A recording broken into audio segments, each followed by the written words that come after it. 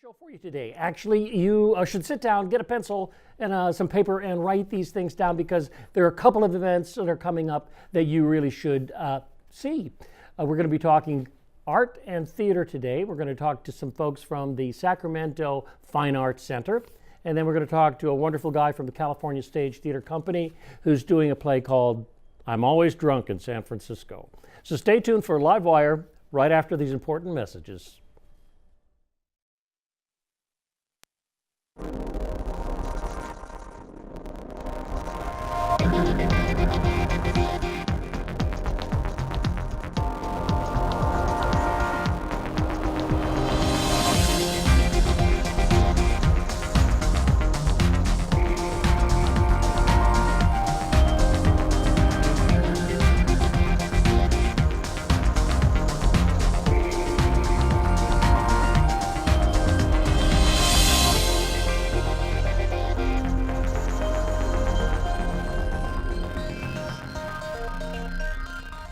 LiveWire. I'm Ray Tatter, and with me in the studio is David Petersen. He has this very special job. Something happened to him when he was a young man, and what was that, Dave? Well, I was going to be the world's greatest artist, you know. I'd read about Van Gogh and Pizarro and all these wonderful Impressionist artists, so I set up a studio in my garage when I graduated from high school, started painting oil paintings, and was on my way. And then life interrupted. And I found myself going on a church mission for my parents. I found myself going into the Marines and going to Vietnam. I stopped drawing and painting. And I found a beautiful bride who I'm still with today. We raised a family. And then later in life, I started picking up the brush and doing the drawing and starting that career back up. And then all of a sudden, I needed some help, so I discovered a nonprofit art center out in Carmichael. No kidding. So I went down there, met some teachers, got some help, volunteered, learned how to put on an art show, and do all these things that a nonprofit art organization does. And I'm just loving my life now over the past 15 years. And I finally think I'm approaching that world's greatest artist status. I love it. I love your again. That is a wonderful story, and scary for some people. You know, you start in a direction that you got to go over here this way, but you get back to that first love. I like that. I like that very much. So you have an event coming up called Magnum Opus XXVIII. It's 28. 28 times you've done this Magnum Opus. Yeah. What is it? Well, it's an art show that's juried, so you have to enter it, and then the judges choose whether you get to exhibit or not for the month. And of course, nowadays we enter online, and the judges judge on looking at their computers, and then they pick. And there's the event. It's up out there. We're going to have it on. The reception is on Saturday, July 8th, from 5:30 to 8:30 in Carmichael. Yeah, this Saturday. Coming up. Saturday reception. And it's free. Big deal. It's free. And how many pieces are in it? We have 86 artworks on display in the main gallery that were juried into this show from 5 states. I keep holding this paper up, and it actually has, you can't really see it, it actually has this wonderful, what do you call that? Well, it's a ceramic totem. It's made of many pieces. It stacks up. It's about 5 or 6 feet tall. Whoa. And it's he said, she said, and it's done by, actually, the best of show was done by a local Carmichael artist. Whoa! And not from somebody around the world. And it's very nice to see that. Because you do have the interdiction. Oh, there it is right there. Somebody has it in the slide. Look, look, look, look. There you go. Yeah, there it is. Okay. He said, she said. And that's the best choice. That's wonderful. Out of the 86. Out of the 86, okay. And I suspect we're going to see some more slides, but we'll see what happens in the future. Okay. What's that, a photograph? Oh, look at that. No, that's an oil painting. That was an oil painting. And this is Diana Lycon. She paints primates, and they are so fun. They are. Look at that and I think I won second or third place.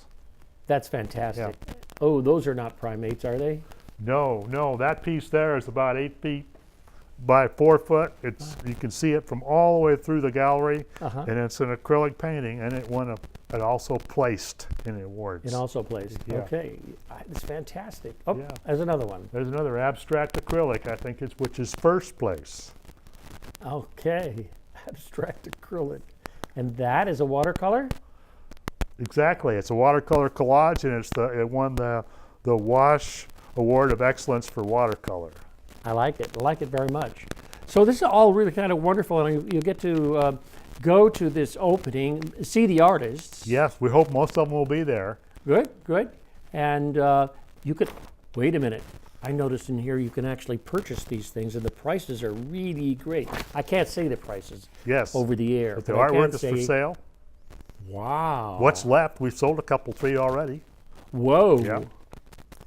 Yeah, look at these are really great. Whoa, there's one that's a lot, but not, it's not like a Van Gogh or something like that, millions of dollars. Anyway, it's very special. So this must be your life and the way you enjoy it to do it. Yeah, I love making art, but I love also working with other artists, and I love creating these exhibitions and opportunities for artists. Do you have to a part show in their hanging the things? work. Yes, I do. I have a show chair, Carol Brewer, who made those decisions, and she installed it very well. She does. She made Okay. all those She says, decisions. hand me that hammer. Yeah. Well, she directed us to hammer. Oh, I see. Okay. So yeah, that's a very most important thing about leadership. You have to be there to be a leader. Anyway, it's great fun. Yeah. So the artists' categories are painting, watercolors, Yeah, sculpture, oils, sculptures. There's do we say photography? There's Photography and acrylics. and acrylics, anything except G clays or prints I see. of, Okay. of original artwork. And, Wow. And they're not divided up into in those categories to be judged. They are judged on their merit as artwork individually. I see. So, but it kind of balanced out. We're at about the same amount of photographs and watercolors and oil paintings all received recognition. Is it very hard to find the art center? Or is it a kind of an auspicious, you got it, everybody going to know it place? Well, it's not real hard to find. It's in Carmichael. It's in the La Sierra Community Center, which is the old La Sierra High School. We're on the back side on Gibbons Drive, and we can be located pretty easy if you know. Yeah, I've remember been the I've old been La there. Sierra High School. There's a theater there that I go to. Yes, that's on the same block. Chautauqua right around the Playhouse. corner. Yeah. Yeah, they're Yeah. good folks. Yeah. So that Yeah, La we Sierra partner with High them. School turned into something kind of wonderful. It's just full. It's full of art and education to the brim. Don't you love right it? now? Yeah. That's good, good. So you'll have good things there other than just the art, though. I understand that at those kind of openings, they have like wine and cheese. Oh yeah, so we'll have wine and cheese and maybe more kinds of foods and hors d'oeuvres. Okay, They'll be there, and live music by Sean O'Connor, good. which is he's a famous classical guitarist here in Sacramento. That's right. Yeah. And then we have an extra little show in our foyer of the famous Bob Miller is exhibiting. And Really? our gift shop will be open. And a gift shop. Oh, so you have a gift shop as well. Yeah, Sounds like some early shopping or some birthday shopping that's right. for my wife It's and I. going to be a fun night. Yeah. Good, good, good.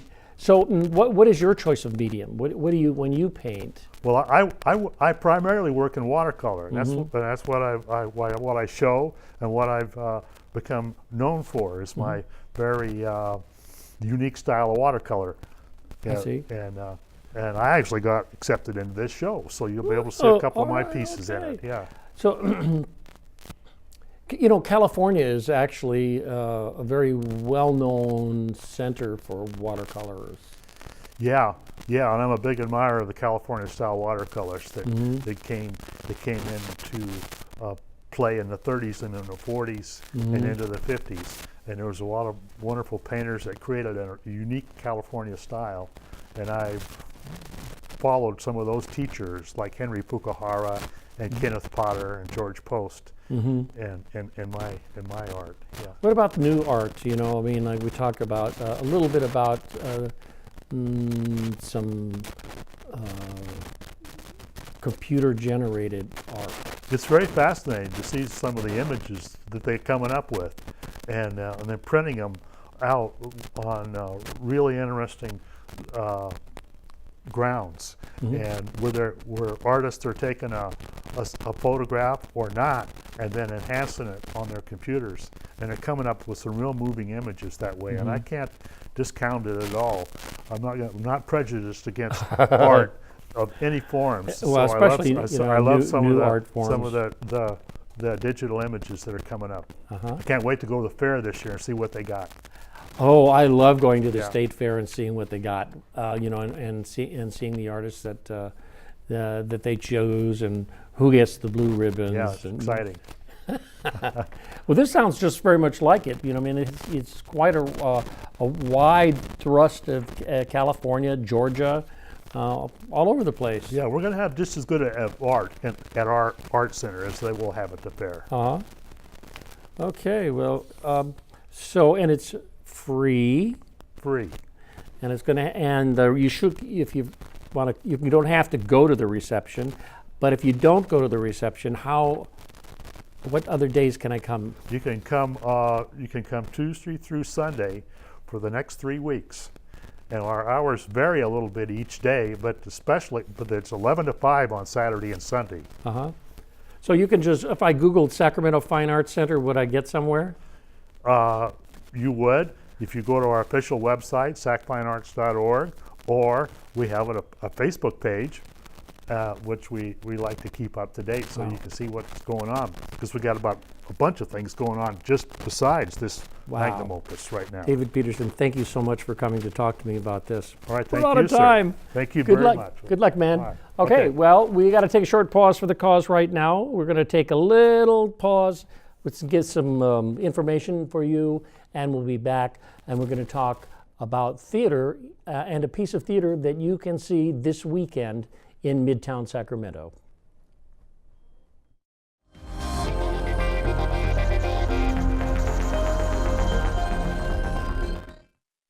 My journey skating for the gold taught me a lot, but my journey with breast cancer has been one of my greatest teachers. Every woman's breast cancer is unique. Be Wiser educates and empowers women to take control of their breast cancer treatment plan and help navigate their own path beyond 5 years. Talk to your doctor about information and tests to personalize a treatment plan that fits your needs. I did. Be informed, be wiser, support survivors like us. Gaining weight was easy. All I had to do was sit down and eat. Losing weight's a lot harder. I have to work at it every day. But with every step, I lower my risk for type 2 diabetes and heart disease. And that makes every step, every choice, every day very much worth the effort. Learn how you can help stop diabetes by losing weight, eating healthy, and staying active. Visit checkupamerica.org or call 1-800-DIABETES.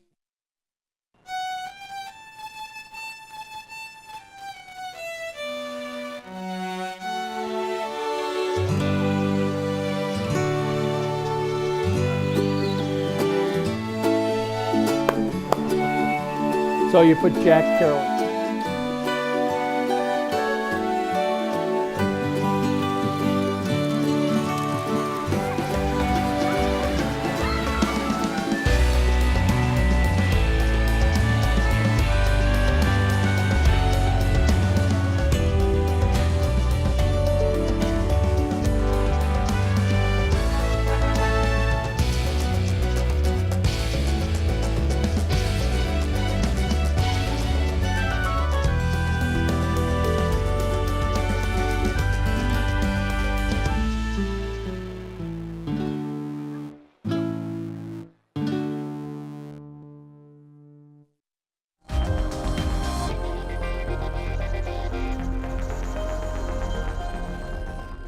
Musician from San Francisco, and he's touring to our fair city, a play that he's starring in called I'm Always Drunk in San Francisco. Yep. Does that mean you're always drunk in San Francisco? Well, actually, it's the whole title, it's taken from a song. I'm always drunk in San Francisco, and I don't drink at all, is the next line. Uh-huh. So it's a play on San Francisco just getting you high. And, Yeah, it's such sure. a wonderful, beautiful Well, it does, place. it does. Yep, it does. San Francisco is a wonderful place. Yeah. So it's an interesting thing that you're bringing it's a one-person play, and I notice you have Jack Kerouac splashed all over the front of your writers. It's written by various writers: Jack Kerouac, Jack London, H.L. Mencken, Mark Twain, and then a great. So a lot of that flows through the whole thing. Yeah, right? these were wow, way cool. These were pieces that were written not to be performed, but for like a New Yorker magazine, Collier's. And I just read them, and I went, and these are like first-person accounts. They want to come off they came like monologues, so we turned them into physical theater pieces, and it's not just reading it. So it comes to life. Hopefully, history comes to life. San Francisco. History comes to life. I like that. Living history. Yeah, exactly. Well, that's a kind of a big movement, wouldn't you say, in California and in theater? There's a lot of living history projects. Yeah, I think there it is. I just had the idea because I've been a producer of theater, small theater, subtraining Shakespeare in Berkeley, and I've never done a solo show. And I was thinking, well, it might be a little easier, not dealing with a million actors and producing and everything. And so, but you also did a little rock and roll yourself, right? Yes, I had done theater when I was young. And then I really loved music, so I got into the music business, so to speak. I used to book bands, and then I got into producing punk rock shows in its heyday in the mid-'70s in San Francisco and LA and Berkeley. And then I went and saw a play called Mimsabim by John O'Keefe, a great wonderful playwright. wonderful and playwright. it changed my whole life. I just went, oh wow, this is theater. It's not like some old stuffy thing, even though I do Shakespeare now, but so that just changed everything, and I've been doing mostly theater and music. I've been in many bands over like the last 30 years, and so the solo piece was just thinking of all these great writers talking about San Francisco. That's great. And so what did you do? Did you write all this up and said, wait a minute, I can't direct myself? Did you get a director? Oh yes, a great guy, Bob Ernst or Robert Ernst, Bay Area. I actually kind of call him, hope he isn't offended, the grandfather of solo performing in the Bay Area. He started doing it with this group called the Blake Street Hawkeyes back in the early 70s, and there hadn't been a lot of solo performance going on anywhere, but in the Bay Area especially, and he would do these things. And so I met him in Mimsabim, actually he was in the play, and then just somebody I've known. I've been in a band with him, and he's a great director along with being a great actor. So I thought, hey, he'd be perfect. So when he's is a wonderful guy. When is your show happening? The show is happening on July 7th through the 16th.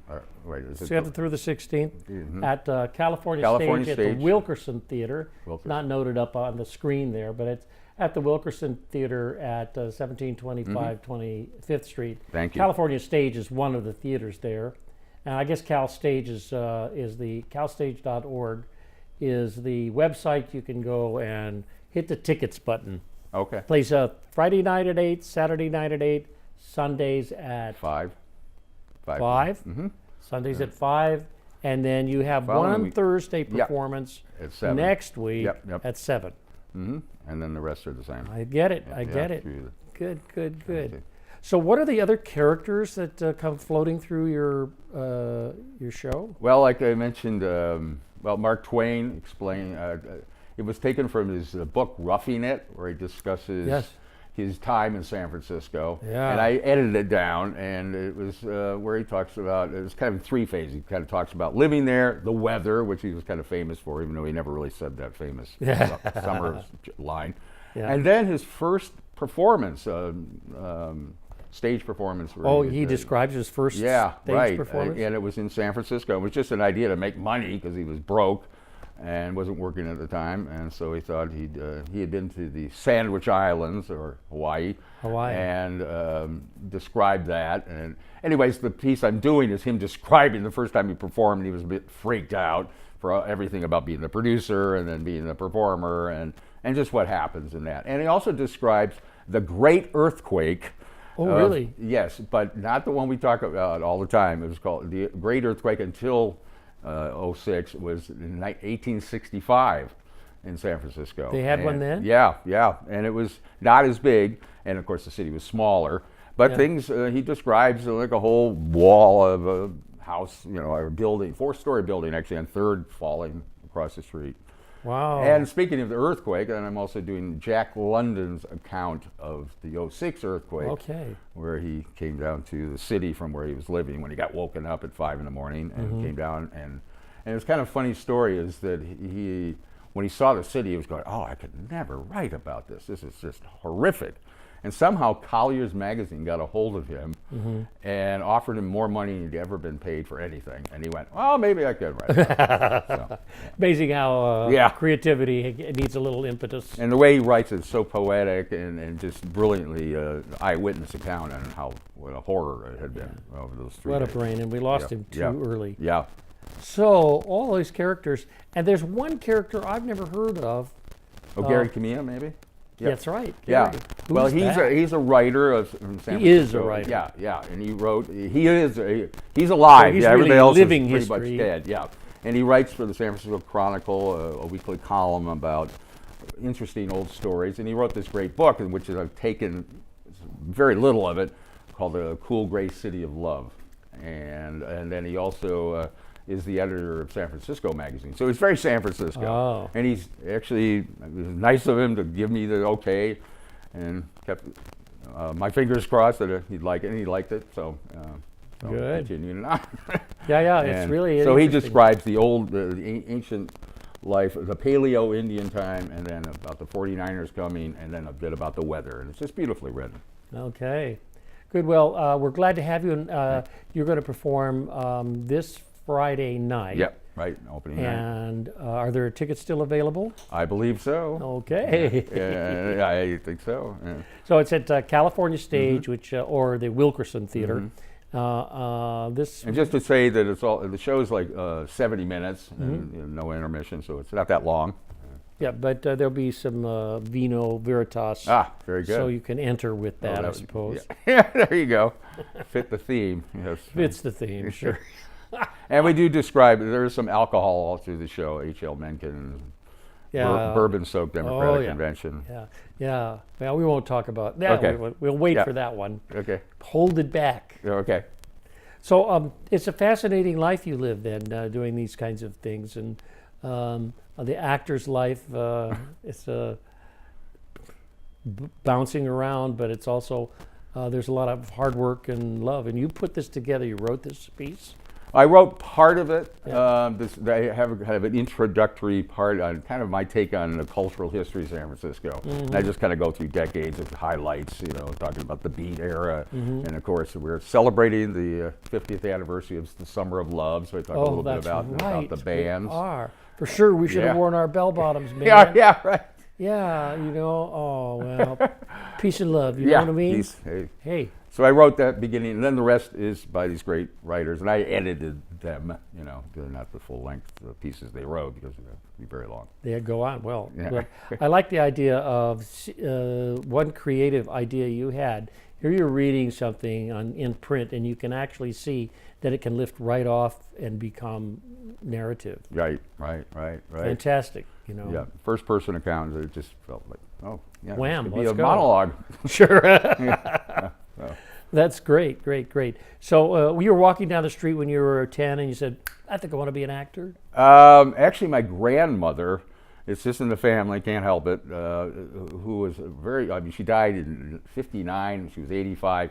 She had been an actress at the turn of the last century when women really didn't act much, and she, in the East Coast, and she toured around, and then when she retired, she was a drama coach, as they used to call them in those days. That's right, drama coach. So, for some reason, my sisters aren't into it, but and my father acted for fun, and because of his mother, I guess, and so I did. I've done theater, like I said, when I was young, and then I wasn't sure, I wasn't 100% sure if I was that great or whatever, and so but I love music, and so I wanted to get in the music business and be around bands. So you formed bands? And I've been in like 3 or 4 bands over my life, high school bands and some bands over the last. What's your 15 years. instrument?